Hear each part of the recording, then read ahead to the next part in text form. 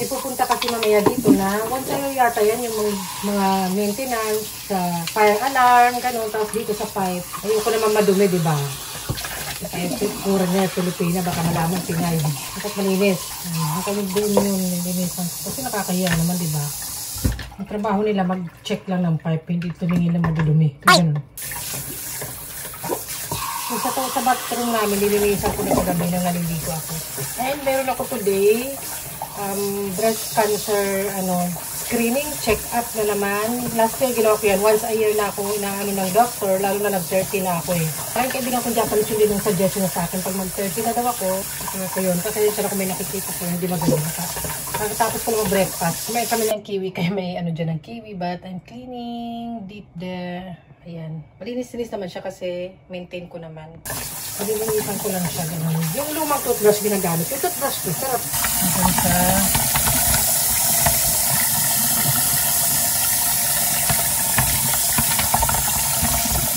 Ayan. Makiklear naman yung water niya. O, diba? Konti na lang. Dito... Ayan, nalinis ko na kahit pa paano. Sinisprehan ko pa yan para di mabaho. Doon sa loob, siyempre binuksan ko rin yan kagabi. Pagka nahawakan ko yung inispray ko. Ayan, medyo malinis. Medyo, at least mas madumi pa yung kagabi. Dali siya magdumi. Kailangan malak. Ayan, dyan muna yan. Here sa hilamusan. Sa aming hilamusan. Ayan. Oh, kahit paano, diba? Kasi mas kahit paano, inisprayan ko siya. Ganon. Yan, natapos na maglinis ng mga butas sa bahay, si Jackie. Yan. Sometimes, naka-flower si Jackie. Parang hindi naman bulaklak yan. I can buy myself flower. Sabi ni Miley. Minsan parang gusto ko magbulaklakin, ganyan, or mostly mag-plain. Pero minsan parang gusto ko may iba naman na detail yung aking damit. Pero naka-pants. Huwag nyo tingnan, hindi ako gaganon. Makikita niyo kilikili ko. Kala nyo hindi ko alam. Ay, ganon. Ay, nako. Last time nagpa-breast screening din ako. Yung ultrasound lang ginawa sa akin. Tatlo pala yan. Yung may sabi ng nurse dun. First time ko daw kasi. Tsaka bata-bata pa naman daw ako. So, yun muna yung inano sa akin. Yung parang scan. Yung parang nagpapaano ng baby. Ni-scan yung baby mo. Parang ganun, may linagay din na something na gel. Tapos, baka daw masaktan ako yung isa kasi masakit. Natatakot tuloy ako kasi sinabi niya masakit. Maganda talagang wala akong idea. Like yung panganak, maganda wala akong idea. And, yun muna yung ginawa ko. Kala ko lahat-lahat na. Siguro mga 4,000 plus yung binayaran ko. Tapos, mas mahal ata yung ibang process. Gugora na ako, darn. Ay, girly-girly lang for today. Siyempre dapat tiniterno. Pero naka-black pants lang ni. Ay, tinaas. Ay, pinadalang kasi nila din ako na ganun sa dentist din. Kasi once a year kami nagpapa-check up ng teeth, nagpapa-cleaning. In case, para din na pag may something, di ba? Alam na agad. And pinadalang din kasi ako ng postcard na dun sa sa clinic na yon. And marunong mag-English yung doctor. Dito lang din sa amin. Dadalhin ko lang tong aking medicine book something and extra pera. Hindi ko alam kung magkano babayaran ko today. And tatanungin ko yung doctor kung ano yung may sasuggest na gawin for today. Pag yung masakit. Pag nagdadamit ako, gusto ko talaga yung parang hindi masyadong, hindi ganun. Hindi kita yung dito ko, yung dibdib. Kumbaga ganun, nakatakip. Kasi hindi na nga lang natitira. Ay, natitira sa akin eh. Ano natitira, Jackie? Wala, parang nasbet ko. Ay, ano ba? Tinakabahan ako kasi sabi masakit. Masakit daw. Pero okay na to. Tara na. Gora na tayo. Bawal daw malate. Ang alam ko, pagpapahuba rin ako doon. Nang una, pinagpalit ako doon. Pero wala akong idea. Hindi ko kasi chinek yung website. Kaya minsan check din. Pinagpalit ako. Wala talaga. Underwear. Yung panloob ko dito sa taas. Wala. So, hindi ko akalain. Napapaganunin pala. Gaganunin pala yung kamay ko doon. Papataasin. Tapos, siyempre, check. Yung kilikili ko, sis! Tingnan mo na lang yung dito, yung kilikili. Parang gusto ko gumanon. Pero siguro sanay na rin naman yung doctor, tsaka babae naman. Siguro nag-gets niya na. Tsaka wala akong idea. Dami ko ang tanong noon. Wala, halatang walang alam. Pero yun, sinuggest sa akin na once a year daw. Ganon. Nandito lang naman yung doctor. Tsaka may bayad siya. May insurance siguro, sakop siya insurance. Or may bawas lang pag may insurance ka. Siguro 30%. So, ayun. Na-share ko lang. Parang, kaya nag-floral ako para mawala yung kaba. Pampagood vibes. Nana mo na ba yung mga butas? Malinis. Naka-display mga ginagamit ko. Sponsor yun. Ay. No church. ko alam kung may bicycle parking. Tingnan ko dun. Paurong. Dito. Yung sana eh. Same na same sa bike ko yun. Hala, kinakabahan yan. Hala. Di naman. Ay. Second floor ba? Ito.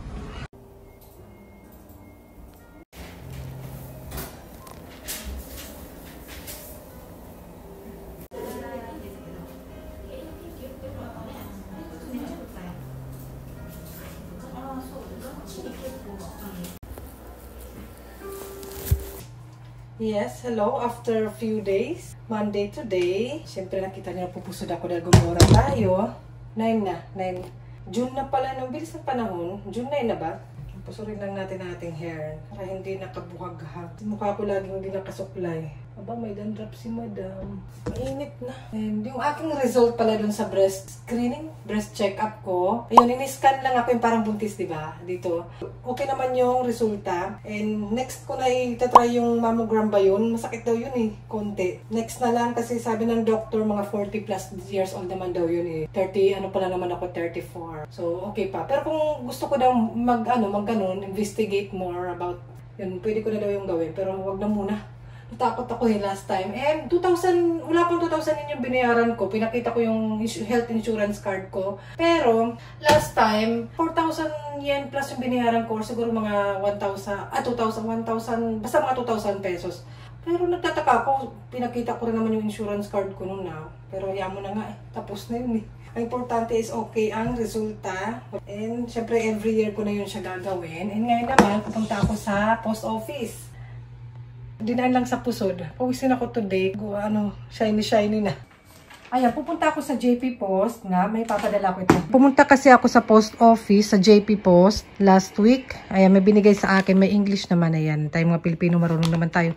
Ano na siya? Sa website mo na ilalagay yung mga ganap. Yung mga ganap, ayan. And last time na-try ko na. Tagal yun, pero parang 2 beses pa lang ako nakapagpadala ng box. Pero maliliit lang yun, parang document lang, basta something lang. Sobrang maliit lang talaga. Mas maliit pa rin sa tissue box siguro. Basta mga ganito, hindi ko na maalala kung magkano binayad ko nun. Pero wala pa sigurong 4,000 yen, something. Dati sinusulat lang sa papel. Ngayon, ano na, high-tech na. Ayun, doon mo na rin inalagay kung ilan, kung ano yung mga laman, ganun. Hindi ko lang alam ha, basta ito, kasi nagtanong ako last time. So, itong pupunta tayo doon. Magkano kaya ang bayad dito? Huwag naman sana umabot ng isang lapad. Yung laman yan, ano lang, kung anik-anik lang. Pupunta rin ako sa aking allergy doctor. Ayan. Tapos na yung aking gamot. And i-request ko sa doctor na less gamot ako today. Kasi meron ako mga tinitake na maintenance for my allergy. Summer naman eh. Usually winter, spring, and autumn ako malala. Pero depende minsan kahit summer. Kaya continue lang ako mag-take. And ayan, gugora tayo. Ito yung aking bag to sa aking gamot sa clinic. Ito naman, sa post office mo na uulan. So, I don't know. Wala pa naman. So, magbabike ako. Okay ba yung pagka, hindi ako magaling magbalot-balot something. Kaya mo sila naman yan dun eh. Paano yung payan nila siguro. So, ayun. Tara na. Baka hindi ko kayo masama dun dahil kailangan ko yung phone ko mag-Google Translate. Ay!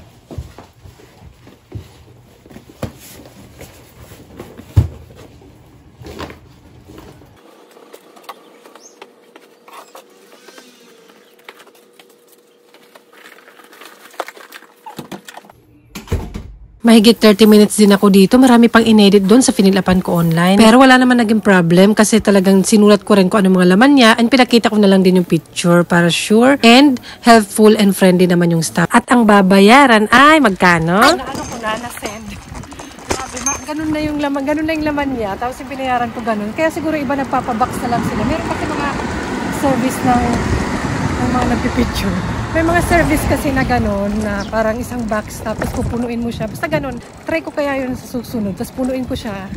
Hindi madalian yung pagpuno. Yung isang box na yun. Tapos mas mura yata. 10,000 or 15. Mas marami ka na may ilalagay. Aloka. Yung isa-isa, like for example, yung skincare and makeup. Kailangan mo pag-iwalayin yun. Isulat mo. Tapos isulat mo kung magkano yun. Ilang may aso. Isulat mo magkano. Like for example, yung brush, makeup brush. Kasi nakalagay doon example. Isa-isahin ko yun, yung one set, isa-isahin sulat, kakaloka. Tapos sabi ko, gift lang naman, bakit kailangan? Sabi ko, paano kung gift? Kailangan lagyan ng presyo. So, napaisip din yung staff eh. Oo nga. Sabi, estimate mo na lang. Tapos isa-isahin mo talaga. Nakakaloka. I-check nyo na lang yung kanilang website. Sign in na sa guest ng pinili ko. Siguro kasi fast siya. Mga 7 days natin dating. Tapos plain. Tapos check daw ng custom yun. Pag something na sabi, may babalik daw sa akin. Ibalik ka na yun sa akin. Ay, ganun. Nakakaloka. Ibigay ko na lang yung pagbili. So yun, pura na ako sa aking doktor. Sana hindi umulan kasi nag-bike na lang ako. Baka mahuli tayo, bawal mag-cellphone. Kapit lang eh. Yung collection ng basura.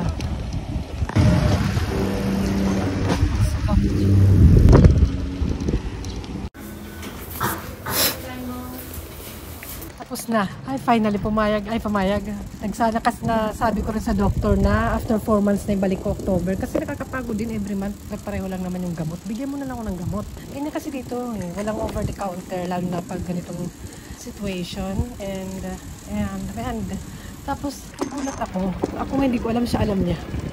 Sabi niya, pag bumalik ka na galing US, US. Ako hindi ko alam na papunta pala ako doon. Tapos napalaki yung mata ko.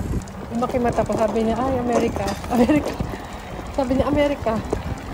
Ako hindi ko alam na pupunta ako na Amerika. Tapos sinabi ko lang, hindi mabibisi kasi ako. Tapos parang naghihintay pa sasabihin ko. Sabi ko, sa Philippines. Sabi ko, October, sa Philippines. Wag sa Pilipinas pala. Babakasyon sa Pilipinas, October ba? Imposible yan kasi August ang summer vacation ng mga anak ko. Kaya imposible. Uwi man ako, siguro ako lang one day.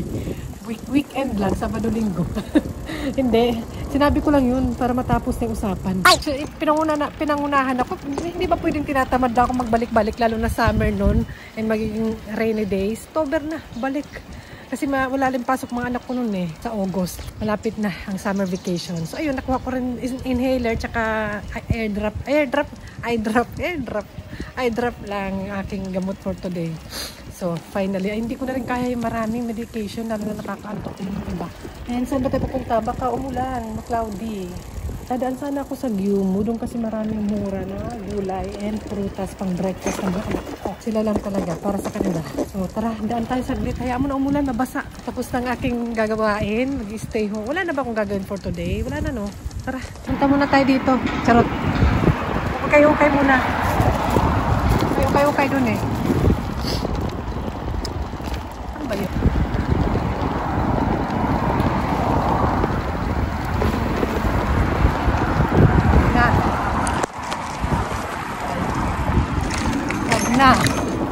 Huwag na tayong dumaan dyan. Mag-ano ka na. Baka maumulan. Huwag na. Next time na.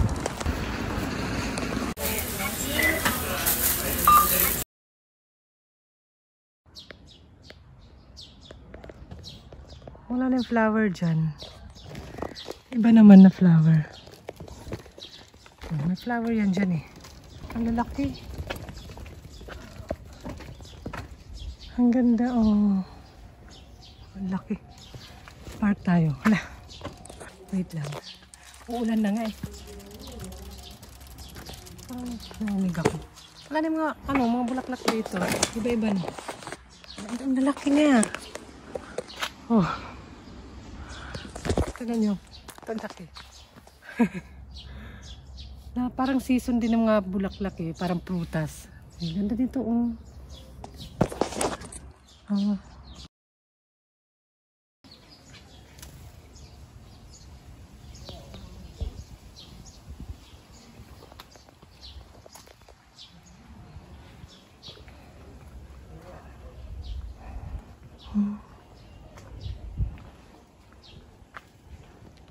Nag-iisa doon.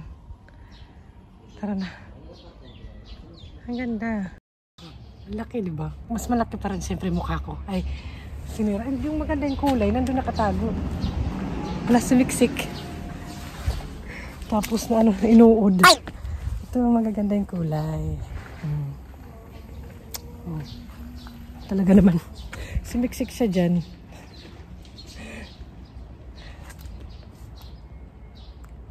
Ay, sumiksik talaga. Tapos maraming uod. So, tara na, gore na. Tanim mo, pag-alamera ka. Wala, appreciate nature. Ay, tara na. Appreciate ka pa nalalaman. Finally, 12 na. Tama, 12. 12 na! Tama-tama. May niluto ako dun for my lunch. So, yan. Ayan, meron akong linuto kanina bago umalis. Ayan, oh. Parang butter lang siya. Tsaka garlic. Kaninang umaga lang yun before ako lumabas. And, nagawa ko na yung mga dapat kong gawin. Wala naman tayong gagawin na, di ba? Ba't kayong tinatanong ko? Kasi naka-calendar yan para hindi ko makalimutan. And dapat matagal na akong babalik or 2 weeks ago na akong dapat bumalik sa doctor. Yun nga, pinag-isipan ko na huwag na munang bumalik. Kasi maano din, sa gabal, sa totoo lang. Di na lang kasi, di kasi mabibili sa drugstore lang or sa pharmacy, diretso. Kailangan pa na pumunta ka ng doctor. And doon ko mismo binibili yung aking gamot. So, 2,480 ang aking binayaran. Kuro nasa 1,000 pesos something. Ganon. Sa inhaler. Tapos sa aking eye drop. Ito yung eye drop ko. Ayan. Parang mas gusto ko pa yung ginagamit ko na nabibili ko lang sa pharmacy. Parang gusto ko lang kasi may inaano ko sa mata ko para sa dito yung blue. Para ma-refresh lang yung mata ko kasi malamig yun. Pag nag-i-edit ako, ganun, pag may pinapanood ako. Kaso minsan makate, kaya siguro dapat yung gamot talaga galing doctor. And yung inhaler ko naman, ito, ayan, ilan lang siya na spray? 58, ayan. 56 lang siya, tama ba? Or 125? 56 lang siya. So, kung everyday ko yung ano, kasi nakalagay dito, everyday ata, yan, once a day. Kung yung once a day ko, tapos sabi ko, August ba? Ay, hindi, October. October ba? Yung balik ko, September, October. Basta diba sinabi ko, hindi ito magtatagal. Siguro, hindi lang nasabi siguro ng doctor na pag parang gusto kong gamitin or kung kailangan ko lang, doon lang mag-spray. So, ayun. Mabuti na lang sinasabi kong gano'n. Kasi before, sumusunod na ako, bigyan ng gamot. Ngayon, sinagsasalita na talaga ako na kung pwede, less yung gamot ko. And titingnan ko, gusto ko observe yung sarili ko. Kaya nakakapagod minsan. Kasi 1 month, every month ka babalik doon. Tapos, schedule na naman. Tapos, alam mo yun, basta yun. Kaya may medicine notebook ako, yung history ng aking mga gamot, gano'n. Ayan, ganyan. Dito lang ako sa Japan nakaranas sa Pilipinas. Wala namang mga ganyan-ganyan. Natatakot din ako magpunta sa doktor na iba. Kaya dito lang din ako sa Japan. Baga trust. Yun lang kasi may allergy, mga check-up. Yun lang. Yan, nag-grocery ako. Madala ko lang to. Nakita ko to finally pa. Masarap ko itong pang-paksiw. Kailan ko lang yan na-try. Ano ba yung pangalan niya? Aji. Basta, yun. Marami siya for 130 pesos siguro. Marami na siya. Marami na yan, pampaksiw. Yung sila hindi na makakain. Ito, nagtatry-try ako ng iba't ibang food para sa mga anak ko. Ay, kumakain naman na sila. Para sa mga anak ko lang. Ay, meron hindi kasali. Ang lettuce, mura ang lettuce this season. Pa summer, siguro, mura ngayon. Kasi usually mga nagto 300 to, 300 yung mas more. And pati kamatis. And yun lang yung mga binibili ko dun sa Gumo. Nagtatry-try din ako naman ganito. Parang panglagay sa bread. Ayan. Eh, nakita ko tumura lang. Wala pa yatang 200 yen. Pudding. May pineapple, mango. Actually, sa kanila lang naman lahat. Lagi lahat ng binibili ko mostly para sa kanila. Yung isda lang, yung pang-paksiw. Ito, sa kanila lang din to. Ito siguro, ibabalot ko. Parang sa salad. Yan, babalot ko. Harap kimchi. Ayan. And miso soup. Nagtry ako ng iba. Ibang brand. Ako, imura doon ang margarine and cheese. Nasabing cheese. Wala. Ito. Melting cheese. Ito, bumili ako nito pang snack cheese. Camembert ba? Sarap to pag ano isa, maamoy. Banana, Del Monte, from Hachik ako. Pag ano kasi yung panahon ngayon, malamig, mainit. Naghahalo. From Philippines siya, Ben. Philippine. Rakyo. Mahilig ako nito. Parang ginagawa ko siyang sukimono. Na iba kasi yung nare-refresh yung bibig mo. And garlic.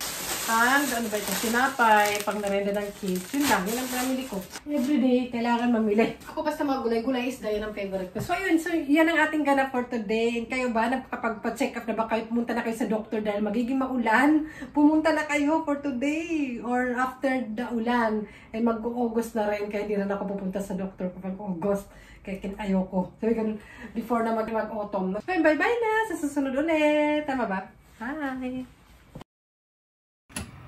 O, diba? Linagyan ko sa loob, sa tiyan. Dininisan ko. And hanggang Friday ko ng ulam to. Monday to day. O, diba? Yan. Pag lumabas na daw yung mata, luto na yan. Lumabas na ba yung mga mata? Sabi ganun. Kain ang bango.